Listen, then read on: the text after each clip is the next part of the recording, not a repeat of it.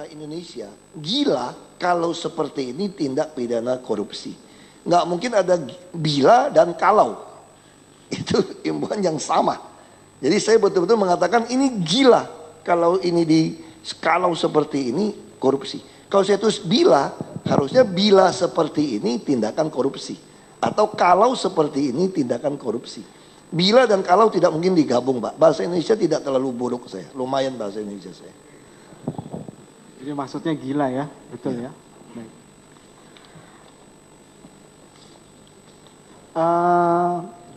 Ya, saya coret ini, Pak. Ya. Ini saya coret tanggal 8 Maret. Saya coret karena diminta tambahan kontribusi adalah kontribusi yang dapat diambil awal dengan mengkonversi dari kontribusi yang 5%. Ini yang saya nggak suka. Padahal konsep rumus kan ada kewajiban, ada kontribusi tambahan. Di sini jelas-jelas ayat 5 huruf C, tambahan kontribusi itu adalah kontribusi. Jadi kontribusi tambahan dihilangin, makanya kontribusi. Makanya marah saya melihat ini. Saya tulis gila kalau seperti ini bisa pidana korupsi. Balikin saya bilang. Coret. Nah sejak ini marah, lalu ngancam nggak usah ada paripurna.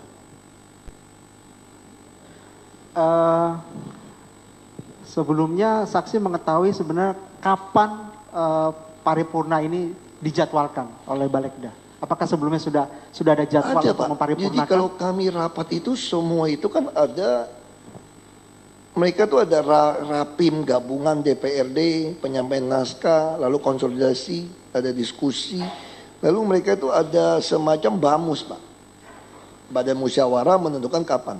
3 kali seingat saya hadir paripurna nggak ada yang datang, nggak cukup. Saya tunggu di dalam, nggak datang. Saya bilang buka aja sidang, nggak mau, malu mungkin, pulang lagi. 3 kali, Pak. Jadi menurut saya ini sebetulnya kawan-kawan di DPRD ini tidak mau memutuskan paripurna. Yang sebetulnya kan ada 2 perda. Perda 1 nggak ada hubungan dengan kontribusi. Saya tidak tahu kenapa mesti disandra juga. Tidak ada pembahasan lagi, tinggal ketok palu. DPRD tidak mau paripurna. Kalau tidak quorum saya nggak bisa. Ada 1 perda yang tidak ada hubungan dengan kontribusi sebetulnya.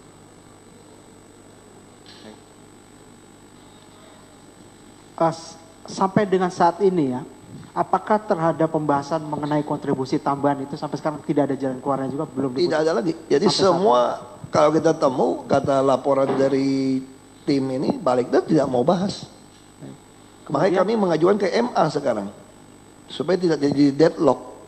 Tidak bisa disandra oleh DPRD paripurna. Ini tinggal ketok palu. Baik, kemudian terhadap dampak mengenai tidak disahkannya Raperda rencana tata ruang kawasan pantai utara Jakarta ini. Apakah kemudian proses pelaksanaan reklamasi ini masih sah atau tidak? Reklamasi masih sah. Untuk pelaksanaan reklamasi sah. Yang jadi masalah untuk UDGL-nya, untuk keluarkan IMB-nya tidak bisa.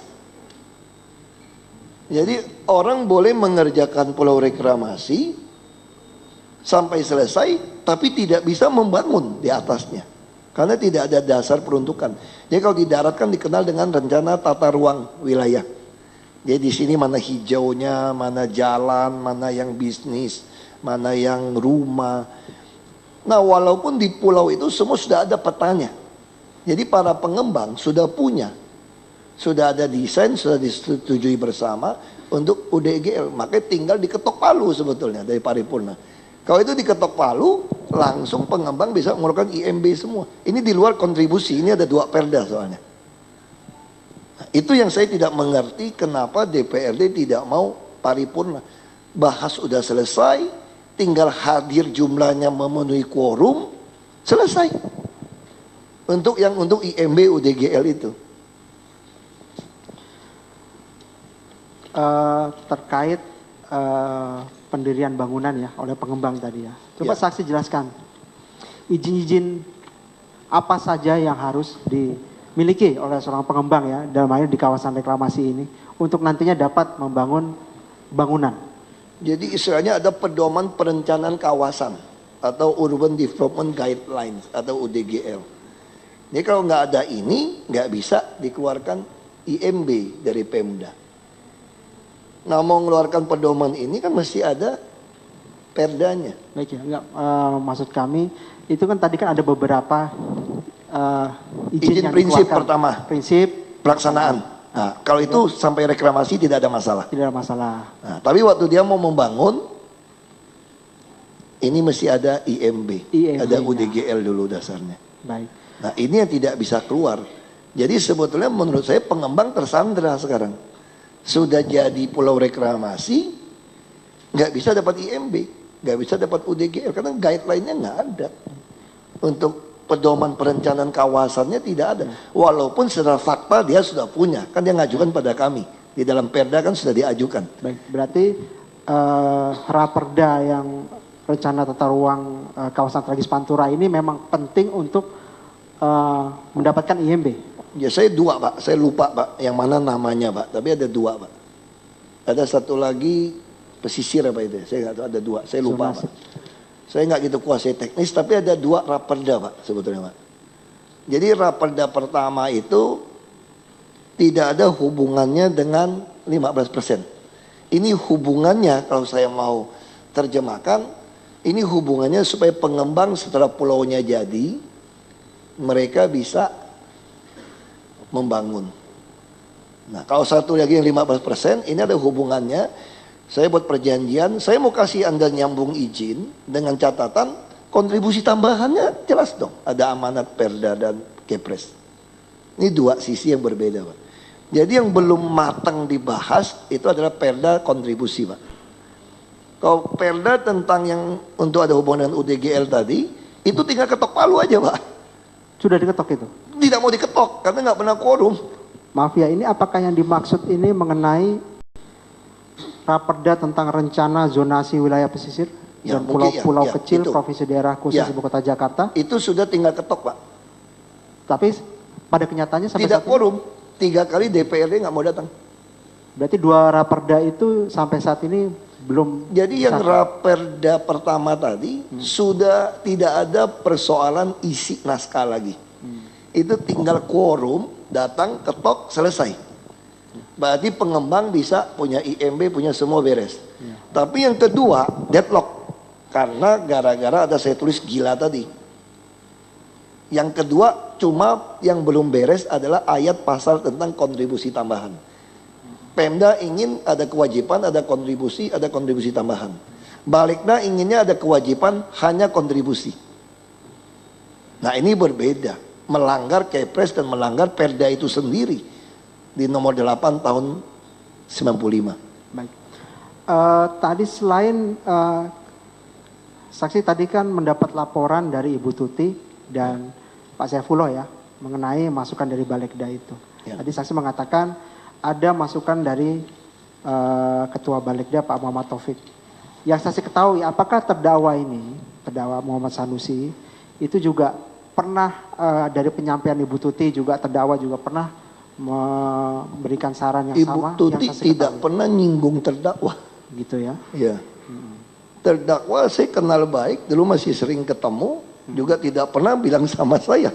Tidak pernah bilang mengenai masukan itu. Yang saya dengar malah waktu kasus saudara Arisman ngomongnya sama saudara Suni di teleponnya. Saya juga kaget waktu dipaparkan pembicaraan teleponnya.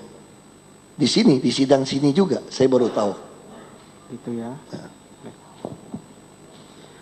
Tadi terkait, tadi saksi mengatakan Pak Suni ya, Pak Suni Tanuwijaya ya. Coba saksi jelaskan sebenarnya Pak Suni tadi kan sebagai staf saksi ya, staf gubernur ya. Pada saat itu atas rekomendasi siapa? Sebetulnya lebih cocok nih teman diskusi politik ya. Saya kenal ini dari CSIS sebetulnya. Dari tahun 2010 kalau salah ya. Saya diundang jadi pembicara di Amerika waktu itu. Saya masih DPR RI. Di situ pertama kali saya kenal karena dia sedang mau menyelesaikan PSD-nya di Amerika. Jadi dia minta saya ke Amerika untuk bicara, pulang. Lalu saya sampaikan saya mau jadi gubernur DKI. Nah disitulah dia mulai mengikut saya. Tapi tidak gaji, saya nggak bisa gaji. Saya bilang. Nah jadi dia ikut saya, semua tentang politik kita kaji bersama. Dia ada survei sampai saya naik jadi gubernur. Jadi orang suka mengatakan dia staf saya. Kalau staf harus gaji sebetulnya. Nah kita lebih cenderung itu diskusi saja.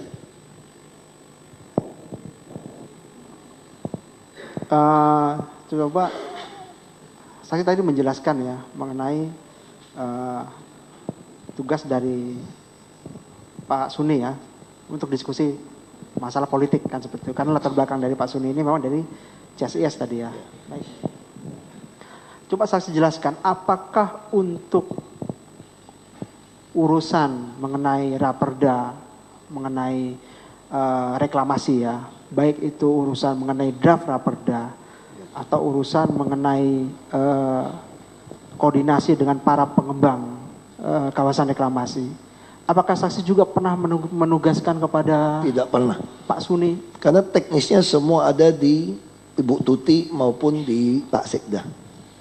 Atau apakah saksi Kalau saya tidak perlu melalui dia juga Pak. Karena saya hampir semua pengembang kenal Pak saya Pak. Saya bisa kontak langsung Pak pengembang Pak. Saudara Arisman tinggal satu komplek dengan saya. Pak Agwan juga kadang saya datang ketemu, makan. Dari dulu kenal. di mana rumahnya? Di Pantai Indah Kapuk.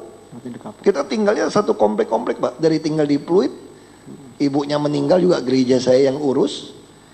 Saya berenang juga sama abangnya hampir seminggu 5 kali dari saya belum jadi bupati. Saya hampir semua kenal Pak pengembang Pak. Karena lingkungan tinggalnya memang di Pluit Pak semua Pak. Kecil kan kita ada acara apa kenal. Tadi kan saksi tidak pernah menugaskan ya. Tetapi apakah dari Pak Suni ini pernah menyampaikan kepada saksi selaku gubernur mengenai keinginan-keinginan atau mungkin masukan-masukan dari pihak pengembang reklamasi? Kalau soal kontribusi izin nggak pernah campur. Tapi kalau ada izin yang terlambat, pelayanan di PTSP terlambat, biasanya bisa pengembang ngomong dia cuma ngeluh. Karena ini bagian dari politik. Kami tidak ingin ease of doing business di Jakarta itu terhambat. Jadi kalau ada pengusaha yang keberatan izinnya terlambat, biasanya itu ngomong ke PTSP, kita ada timnya. Saya punya tim banyak. Yang kita gaji banyak bukan cuma saudara Suni. Untuk perizinan ada, semua ada. Saya pernah marah sama dia waktu dia menyampaikan dari Apindo. Waktu kenaikan UMP. Nah sejak itu saya kira saudara Suni sama saya sudah tidak berani lagi. Saya sudah pernah mau usir dulu, saya sering kesel. Karena dia menyampaikan Apindo keberatan dengan gaji UMP yang saya tetapkan. Lalu mengatur waktu itu Pak Sofian Wanandi ya waktu itu datang. Oh saya semprot habis, saya berantem ribut sama Sofian Wanandi. Saya ingatkan Suni, saya tidak mau lagi kebijakan saya, Anda ajak pengusaha datang ketemu saya. Saya ancam untuk kasus UMP. Karena memang dia mungkin karena di CSIS dekat sama Pak Sofian Wanandi dulu. Saya ribut untuk menentukan UMP. Putusan saya nggak bisa diganggu gugat. Saya kira staf saya begitu banyak, saya terbuka, nggak ada ruangan kerja. Semua anak magang satu ruangan dengan saya. Kita nggak ada kesempatan cerita berdua untuk ngobrol. Pak Saksi tadi menjelaskan kenal dengan beberapa pengembang reklamasi ya, termasuk tadi Pak Arisman Wijaya. Iya kan, tadi saksi bilang satu komplek ya, di Pluit. Kemudian Pak Aguan. Pak Aguan ini dia sebagai pemilik perusahaan atau perusahaan apa? Dia dari Agung Sedayu Group, kayak Kapuk Niaga, Indah, semua yang ABCD itu punya beliau. Pulau ABCD. Termasuk sekarang pulau yang sudah selesai reklamasi hanya punya beliau. Makanya beliau nggak bisa teruskan, nggak bisa ada IMB sekarang, nggak ada UDGL segala macam.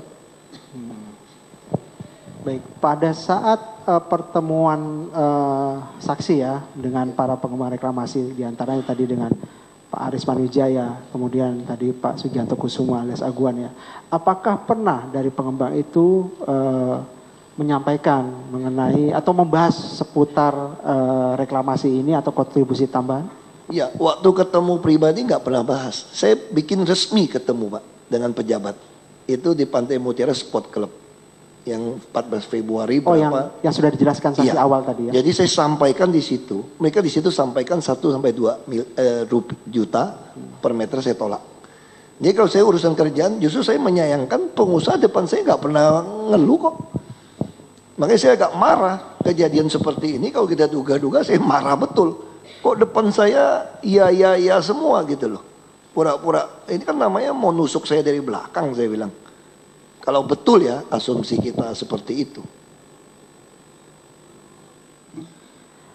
Terhadap semua pulau-pulau reklamasi itu ya, setahu saksi, apakah di atas pulau reklamasi itu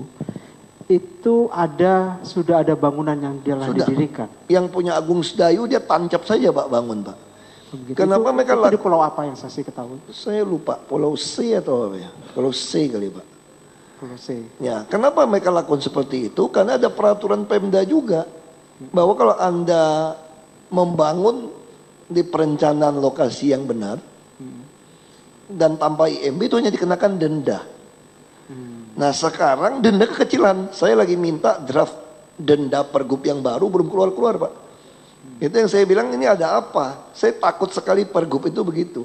Saya ingin keluarkan satu pergub, kalau orang membangun rumah tanpa IMB, maka dendanya itu bayar setengah nilai tanahnya. Baru kapok mereka, saya bilang. Kalau kekecilan semua orang berani bangun dulu. Coba kalau setengah tanahnya harus disita buat Pemda DKI. Dendanya seperti itu, baru kita bisa tegas. Sampai hari ini nggak keluar pergubnya. Baik. Terhadap bangunan yang tadi sudah berdiri ya, dan memang belum ada IMB-nya. Apakah pada saat ini terhadap bangunan Kami udah segel semua. segel ya? Segel. Kemudian sedikit lagi, satu lagi dari saya untuk saksi ya.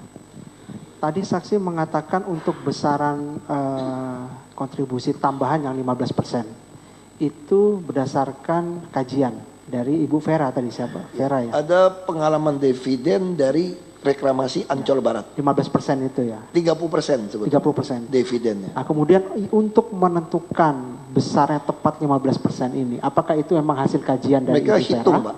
Ada hitungan rumusnya. Dia memang menggunakan waktu dapat uang 30% waktu itu, sepanjang tahun itu, NJOP-nya berapa. Lalu disitulah dapat rumus. Ada hitungannya Pak, ada rumusnya Pak, ada formulanya. Itu Ibu Vera yang tahu, ada formulanya dipaparkan ke saya. Ya. Jadi 15% itu ada formula hitungannya. Ada formula berdasarkan kajian Dari dari Ibu dividen Vera. 30%. Ya. Lalu diambil berapa contoh NJOP yang ada. Ya. Jadi penentuan 15% itu berdasarkan dari kajian yang Ya. tadi Ibu Vera dengan formulanya tadi. Ya. Gitu ya. Ya. Kemudian untuk saksi berikutnya. Mungkin untuk Pak Ahok dulu ya, dari saya cukup, yang mulia mungkin dari rekan yang lain.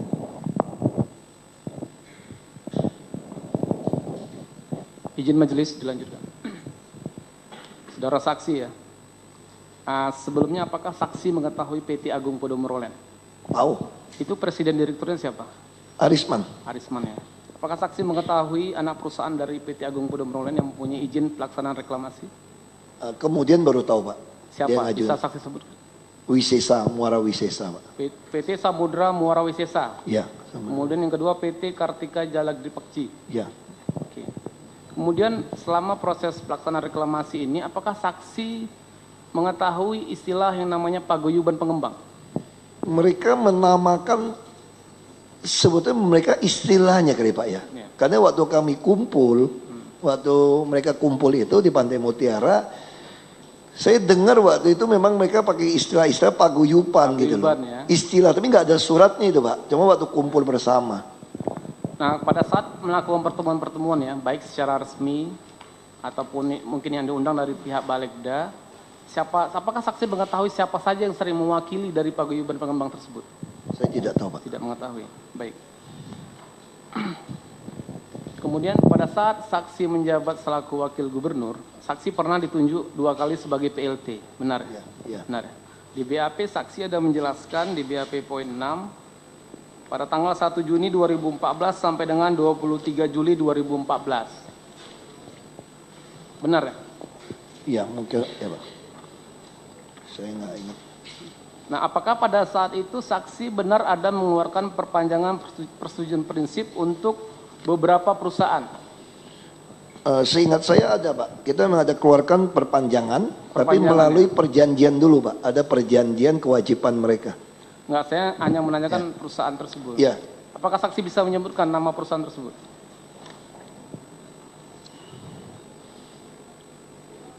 Jakarta Propertindo Pak. Iya. Itu untuk izin Pelaksanaan. reklamasi pulau apa? Pulau F. F. Kemudian? Lalu Muara Wisesa Samudra, Pulau G. Iya. Lalu ada Pulau H, Taman Harapan Indah. Apakah Pulau I juga tapi ada? itu sudah 2015 Pak. 2015. Apakah Pulau I juga ada? PT Jaladri Kartika Pakci. Pulau I juga ada Ya, oke. pelaksanaannya. Ini semua SK ini saudara tanda tangani pada tanggal 10 Juni 2014. Tunggu Pak. 2015 ini Pak. Kalau 2014 itu Desember Pak, Muara Wisesa Pak. Baik, kemudian saya lanjutkan pertanyaan. Apakah sebelum menandatangani perpanjangan persetujuan prinsip ini, saksi ada melihat atau mempelajari dokumen-dokumen yang dilampirkan pada saat pengajuan Iya. perpanjangan tersebut? Justru disitulah kami membuat perjanjian untuk kontribusi tambahan. Itu dokumen apa saja yang dilampirkan pada waktu itu yang saksi ketahui? Oh, teknis mesti tanya kepada Asbang itu Pak. Itu dokumen teknis ya? Iya. Oke. Karena prinsip kami sudah ada izin, dia perpanjang, saya hanya butuh ada kepastian kontribusi tambahan sebetulnya. Sebelum menandatangani surat tersebut, apakah surat-surat persetujuan prinsip dan pelaksanaan prinsip sebelumnya, saksi sudah pernah melihat surat dokumen tersebut? Belum. Belum pernah. Karena biasa kalau teknis, saya rapat semua rapim kan terbuka Pak. Bisa dinonton di YouTube. Waktu memutuskan izin semua itu bisa dinonton di YouTube lengkap. Nah, itu dokumen yang saksi tanda tangan ini diajukan oleh Bapeda atau Tata Ruang? Saya tidak ingat Pak. Di situ parafnya ada Pak. Biasanya itu udah paraf terakhir, Wagub. Kalau nggak ada Wagub, Sekda, ada asisten pembangunan, saya paraf tanda tangan. Baik. Saksi mulai menjabat selaku PLT Gubernur pada tanggal 1 Juni 2014. Kemudian pada tanggal 10 Juni, saksi sudah menandatangani surat perpanjangan persetujuan prinsip reklamasi untuk beberapa pulau yang saksi sebutkan tadi. Ya. Nah, pertanyaan saya, mengapa bisa begitu cepat gitu saksi menandatanganinya? Mengapa tidak menunggu gubernur? Mengapa dalam waktu 10 hari saksi sudah bisa menandatangani? Karena memang gubernur kan sudah menyerahkan pada saya. Seperti itu. Iya, karena gubernur kan sudah capres, sudah tinggal tunggu mau pelantikan nanti. Jadi pada waktu itu memang saksi menandatangani. Iya. Kan memang semua saya laporkan juga sejak tahun 2012. Setelah itu saksi melaporkan kepada Pak Gubernur. Iya, setelah 2012 kan sudah saya sejak itu laporkan. Baik. Kemudian pada tanggal 23 Desember 2014, saksi juga ada mengeluarkan pemberian izin pelaksanaan reklamasi Pulau G untuk PT Muara Wisesa Samudra. 2014 Desember. Iya. Ya, Nah, pelaksanaan. Dalam surat persetujuan tersebut, di pertimbangan yang saksi tanda tangani, di situ ada pertimbangan kedua yang menyebutkan bahwasanya PT Muara Wisesa Samudra akan dikenakan kewajiban, kontribusi dan kontribusi tambahan. Ya, betul. Nah, pemahaman saksi dari yang saya sebutkan tadi itu bisa saksi jelaskan. Yang apa yang dimaksud dengan kewajiban, Ya. kontribusi? Kewajiban atau itu kontribusi tambahan? standar, fasum fasos, marka jalan, Ya. hijau itu 40%. Oke. Lalu kontribusi itu sesuai dengan surat Bappenas 5% dari tanah matang. Nah, kontribusi tambahan sesuai dengan Kepres termasuk Perda 8 tahun 95 yang untuk membantu menyelesaikan daratan Pantura. Yang nilainya akan ditentukan kemudian menurut pelaksanaan keuntungan usaha. 3 itu Pak, ya bedanya. Kemudian tentang pelaksanaan reklamasi apa yang saksi pahami? Reklamasi yang mereka sesuai dengan peraturan yang ada, sesuai Kepres dengan sesuai bentuk pulau, dia menimbun laut, menjadikan daratan. Seperti dilakukan di Ancol Barat dan Ancol Timur. Jadi reklamasi Jakarta itu sudah pernah dilakukan di KBN, Kawasan Berikat Nusantara, Muara Karang, Pantai Indah Kapuk, Peluit, itu semua hasil reklamasi. Reklamasinya. Termasuk Ancol. Kemudian dalam pembahasan Raperda RTRKSP ini, siapa saja yang saksi tunjuk dari pihak eksekutif untuk mewakili eksekutif rapat dengan Balegda melakukan pembahasan? Biasanya itu Pak Sekda, Bapeda, Ibu Tuti, Ya. ada Asbang, Ya. Pak Gamal, juga Ibu Vera. Ya. Apakah itu dituangkan dalam bentuk SK, surat perintah atau bagaimana? Atau terkait dengan dinas terkait gitu, sesuai dengan Raperda yang... Saya tidak, tapi secara peraturan memang Sekda yang mimpin Pak, Sekda kalau yang ketua memimpin. ya. Secara Kemudian peraturan. apakah saksi mengetahui siapa saja dari pihak Balegda? Mungkin Saya hanya tahu laporannya Pak Taufik saja Pak. Taufik. Terakhir sekarang saya dengar di berita Pak Sanusi masuk Pak menjadi Sanusi Balegda. juga ya. Baik. Kemudian tadi saksi mengatakan bahwa Ibu Tuti, Pak Sekda, Pak Gamal itu selalu melaporkan ya setiap ada pembahasan dengan pihak Balegda. Kalau terjadi deadlock Pak. Iya, Kalau yang selalu teknis yang melaporkan. lain enggak. Nah, yang deadlock itu kan tentang kontribusi tambahan. Iya. Terus ada kewajiban dan ada kontribusi yang 5%. Nah, selain yang saya sebutkan tadi, apakah mereka juga ada melaporkan permasalahan lain yang diusulkan oleh pihak Balegda dengan pihak eksekutif? Kalau yang berbeda dengan draft kami mereka laporkan Pak. Bisa disebutkan apa saja? Yang kontribusi Selain yang- kontribusi saja yang masalah. Oh, yang khusus dilapor kepada saksi hanya tentang Iya, kontribusi. yang lain tidak pernah ada tentang masalah. Pulau Pak. M, Enggak. tentang rumah R3, Enggak ada Pak itu Pak. tentang jalan juga tidak. Nah, itu kan sudah standar Pak. Oh, itu tidak ada ya. Tidak ada yang itu. Kemudian ya, pada sidang kemarin itu Ibu Tuti sudah menyampaikan kepada kami bahwasanya mereka begitu gigih ya untuk mempertahankan draft awal yang diusulkan oleh pihak eksekutif pada waktu pembahasan dengan pihak Balegda. Nah, apa yang saksi sampaikan kepada mereka khusus tentang Raperda tersebut? Ya, saya sampaikan kalau kalian berkhianat tidak melaksanakan Kepres, amanat Kepres maupun Perda nomor 8 tahun 95 dan termasuk perjanjian dengan MKY ini sebagai bukti presiden tahun 97, saya akan pecat dan pidanakan kalian juga, saya ancam. Itu khusus untuk yang pengenaan kontribusi. Iya, karena bagi saya itulah yang paling kemungkinan bisa dikhianatin saya. Ya. Karena ini nilainya uang. Oke. Kemudian tadi saksi ada mengatakan bahwasannya saksi pada waktu menjabat selaku wakil gubernur pernah melakukan pertemuan dengan pihak pengembang. Apakah pertemuan tersebut yang dilakukan di Pantai Utara? Bukan, Di ada Pantai di Mutiara. Pantai Mutiara sekali, terus ada di kantor saya. Itu diupload di YouTube yang di kantor.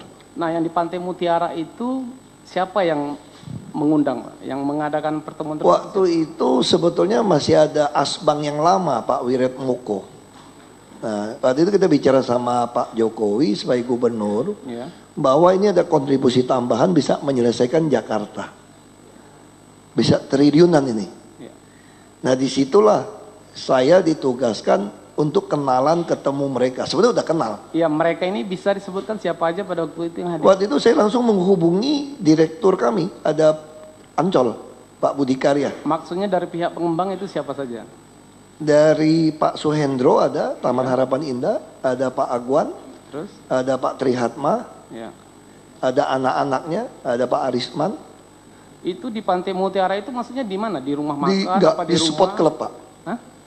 Di tempat kawinan Pak, restoran Pak, spot klub. Itu yang mengundang saksi apa pihak pengembang? Kami yang minta mereka untuk ketemu. Oh, berarti dari pihak eksekutif iya. ya. Kemudian apakah pada waktu itu terdakwa juga hadir? Nggak ada.